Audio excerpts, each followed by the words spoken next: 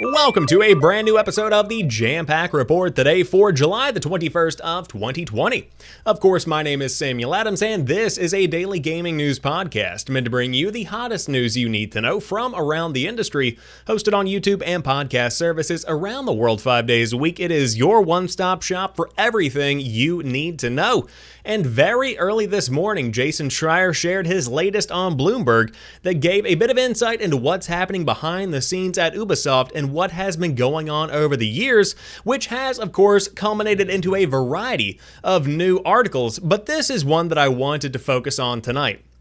Female characters in Assassin's Creed reportedly had their roles reduced. And again, this is just one small element to this entire big report from Jason Schreier at Bloomberg, which I highly encourage you to go give a read.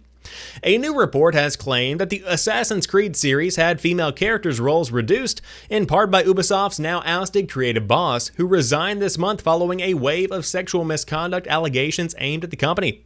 According to an investigation published by Bloomberg, Ubisoft's veteran chief creative officer Serge Cascot and his influential editorial team, who oversaw all game production at the publisher, repeatedly pushed back against plans to integrate prominent female leads into the Assassin's Creed games. Playable female characters planned for the past Assassin's Creed games had their roles reduced or were removed entirely, it is claimed. Specifically, the publication's development sources claimed that the role of co-protagonist Evie in Assassin's Creed Syndicate was significantly reduced following feedback. It's also claimed that Assassin's Creed Origins was originally going to kill off its male protagonist Bayek early in the game and have players take control of his wife Aya, but these plans were ultimately scrapped.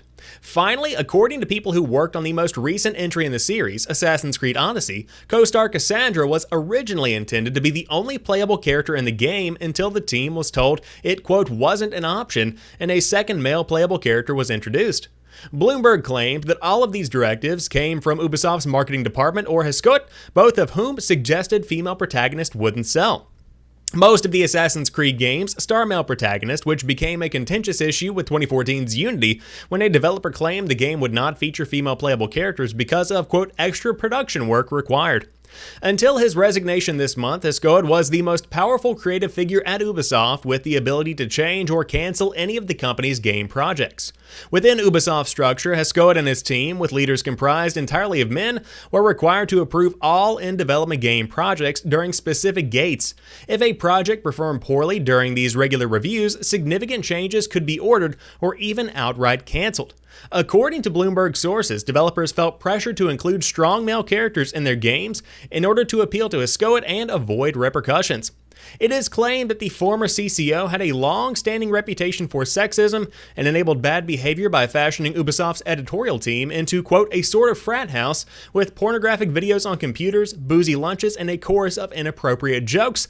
And I want to make it very clear that is a direct quote. Because of his influence at the company, he had worked with CEO Yves Guillemot since the late 80s, it is alleged that Hescot was essentially immune to HR complaints. Guillemot has promised extensive changes and has ousted prominent figures, including the company's heads of HR and Canadian studios.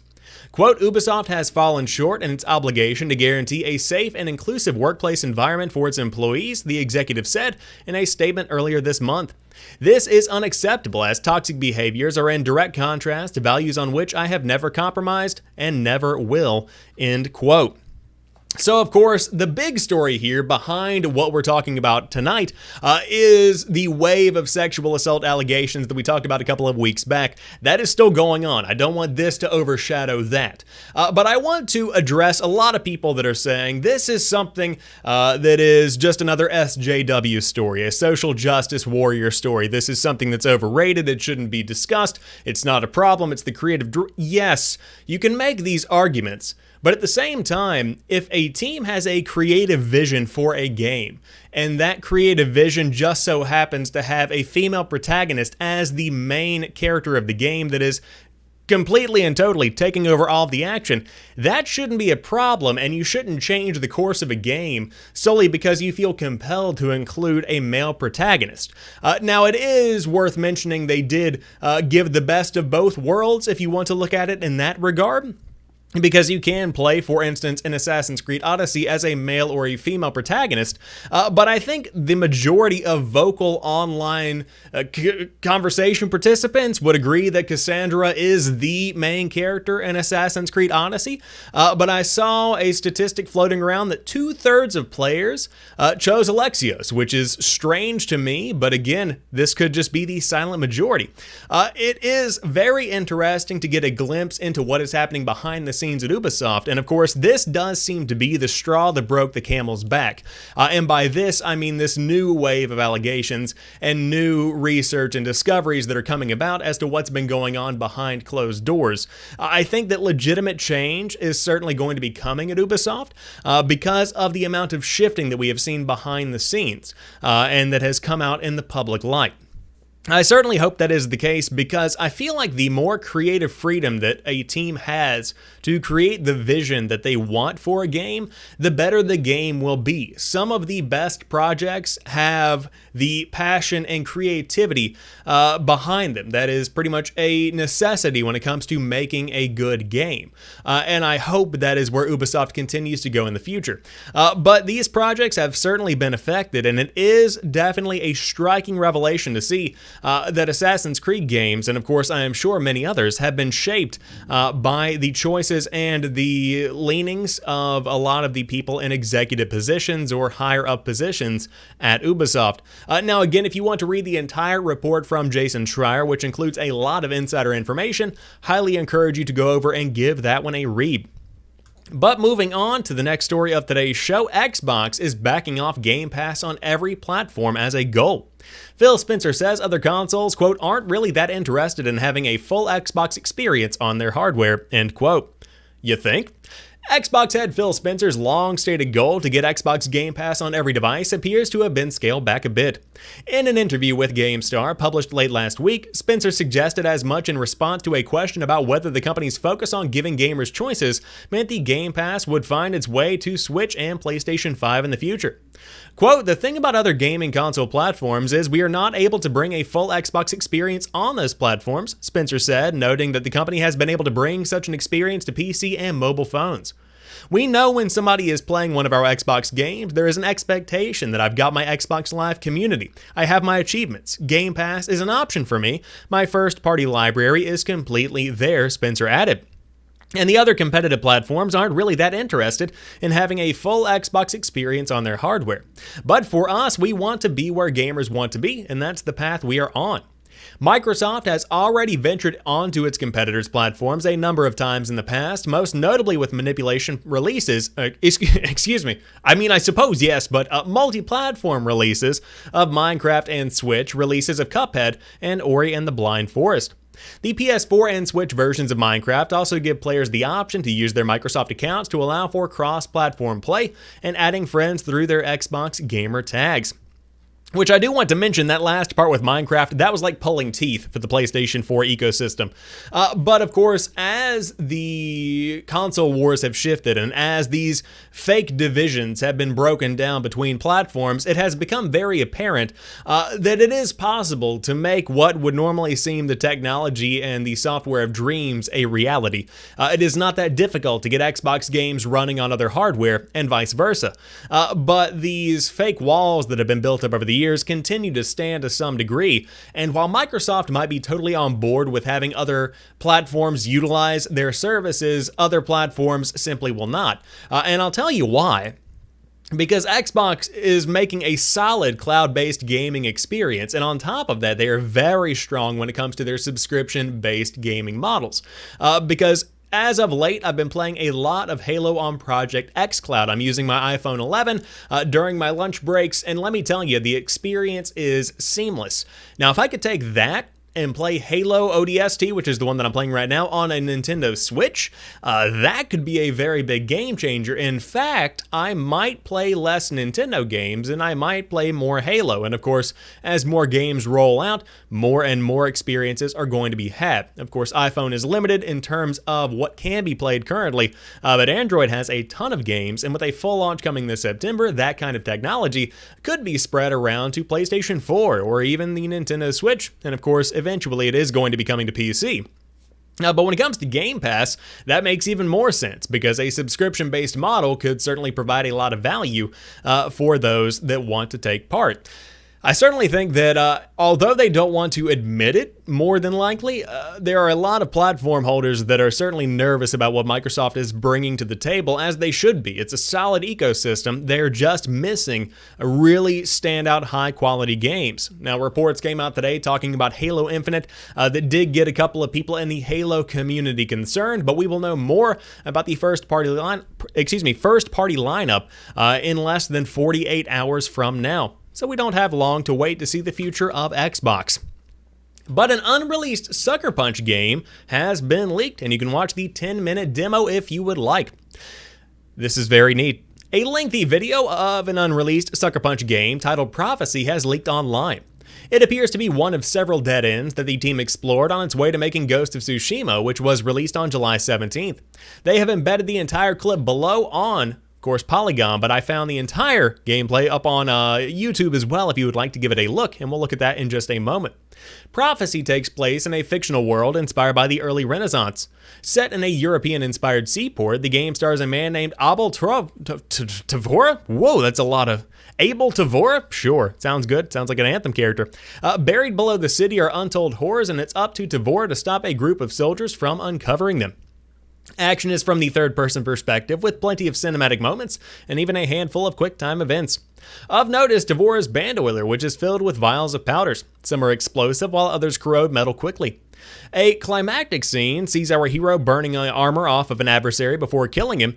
Internet sleuths have linked the demo to Sucker Punch's lead art director Max Chapman, who was hosting the footage on his website before taking it down. Renders of the main character, as well as some mysterious multi-armed monsters, have been uncovered as well, and Polygon has reached out to the studio for comment, though they have not received anything back. Now, if you do want to check out the entire gameplay trailer, I would highly recommend you do so, but it looks like a pretty neat game for somebody to dive into as their first Sucker Punch experience. It's not exactly what we would be expecting, but I certainly think there was some kind of unique element here. As somebody in the comments section said, it has a strong vibe of The Order 1886, which was one of my favorite games on the PlayStation 4. I feel like it's highly underrated. But of course, this one did not get too far in development before the plug was pulled. So it is what it is right now. Of course, this is not something that is going to be happening. But with renewed interest, which it does seem to be getting pretty positive reception overall, you could be seeing a return to this project at some point in the future. But right here is one thing I wanted to point out. It is pretty clear that just judging the combat, you can see elements of Ghost of Tsushima clearly visible. There is certainly something to be said about this style of combat. Now, this is much more action-based, more of an Uncharted feel, if you will, with some light combat. So this is not the predecessor, if you will, or even the spiritual prequel in any kind of way, shape, or form to Ghost of Tsushima. But it is neat to see these little nuggets of gaming history where this game will never see the light of day, but we have 11 minutes and 23 seconds of you being able to see exactly what Sucker Punch had going at one point or another. So again, if you want to check that out, it is up currently on, of course, YouTube, and you can find that link if you give it the search Prophecy Sucker Punch, but I said P-U-N-C-K, so I mean, hey, autocorrect's a blessing. Or you can find the entire article over on Polygon with the embed as well. But I have good news. If you are somebody who likes to save a couple of pennies here and there like myself, Rocket League is going free to play later this summer, and it will be exclusive to the Epic Store for new PC players. Developer Psyonix's four-wheeled footy phenomenon, Rocket League, will be transitioning from paid title to free-to-play game on all platforms later this summer, and at the same time, it will become exclusive to the Epic Games Store for all new PC players. Since its launch back in 2015, Rocket League has, despite the myriad monetization tactics introduced over its lifespan, from a now defunct loot box system to its replacement online store and a Fortnite-style battle pass, been sold as a premium title with an upfront fee. At some point later this summer, however, Rocket League will go entirely free to play, a shift that will be accompanied by a major new update introducing, among other things, changes to tournaments and challenge systems. Additionally, it will gain cross-platform progression for item inventories, Rocket Pass progress, and competitive rank, although these features will require players to create and link an Epic Games account. Today's announcement also clarifies what Psyonix and Epic Games, which acquired the developer early last year, have planned for Rocket League's enormously popular Steam version. As most people suspected, despite Epic's rather slippery statement at the time of the acquisition, Rocket League will launch on the Epic Games Store when it goes free to play, at which point new players will no longer have the option to download it through Steam. Importantly though, Psyonix says Rocket League's Steam version will continue to receive full support for future updates, and of course that means players on Valve Store won't be left behind. To sweeten the news of Rocket League's shift to free-to-play for paying customers, those that already own the game prior to today's announcement will receive the Faded Cosmos boost. Additionally, players that take the game online prior to its free-to-play transition will be granted all existing Rocket League branded DLC, 200+ common items upgraded to legacy quality, the Golden Cosmos boost, and a Decky Oreo wheels, the Huntress player banner, and an established 20XX banner displaying the year a player first started their Rocket League career. 2015 for me, baby, let's go. But Psyonix says more information will be revealed in the coming weeks. So, there's a lot to break down here. First and foremost, free-to-play, solid. Love it. Rocket League has made tons of cash over the years, so to get more players on board is certainly the right option to go with. However, a lot of people are probably going to be upset about this move to the Epic Games Store, and to some degree, justifiably so. A game that exists on a platform already shouldn't really be taken down from a platform. It's fine to just let them coexist. But considering that Epic did purchase Psyonix, this move is a corporate one that totally makes sense. It's something that we kind of saw coming. At some point in the future, I would not be shocked to see Steam support ended and players on Steam given the opportunity to transfer their progress to an Epic Games account. I think that might be the direction that they are going with this. But as for right now, the Steam version is staying strong, and if you do want to dive in on the PC, it is going to be free to play on the Epic Games Store later this summer, but on top of that, you can play on Xbox One, PS4, Nintendo Switch. I'm surprised it's not on mobile, kind of bummed that it's not, but hey, a lot of platforms out there for you to give it a shot on. And finally, to round out today's show, Star Wars: The Old Republic is now on Steam. EA's BioWare Austin developed massively multiplayer online role-playing game launched in 2011 and was an Origin exclusive. In recent months, EA has launched a raft of its games on Steam, including Command & Conquer Remastered Collection and Rocket Arena, and brought much of its back catalog to Valve's platform. Now, Star Wars: The Old Republic has made the jump. It's been a while since we last checked in with Star Wars: The Old Republic, which is now free to play. Birdie took a look at the story expansion back in 2016, they write at PC Gamer, but since then it has launched another expansion, Onslaught. Now seems like a good time to rewatch the Star Wars: Old Republic stunning cinematic trailer from 9 years ago, and of course you can do that on your own time if you would like, but okay, if you are into Star Wars, this is a fantastic opportunity to get one of the more favored MMORPGs from the entity on Steam, which is, of course, one of the most popular platforms in the world for gaming. So if it is your cup of tea, you can dive in and jump into that MMO world and start swinging your lightsaber and doing all that fun stuff. And, of course, the trailer's only in 720p because 2011. What a long time ago that one was. However, that rounds out today's episode of the Jampack Report. If you enjoyed today's show, drop me a like down below, and I would love to hear what you have to say about everything we discussed today. But until tomorrow, you guys have a fantastic rest of your night. I'll talk to you soon, and peace.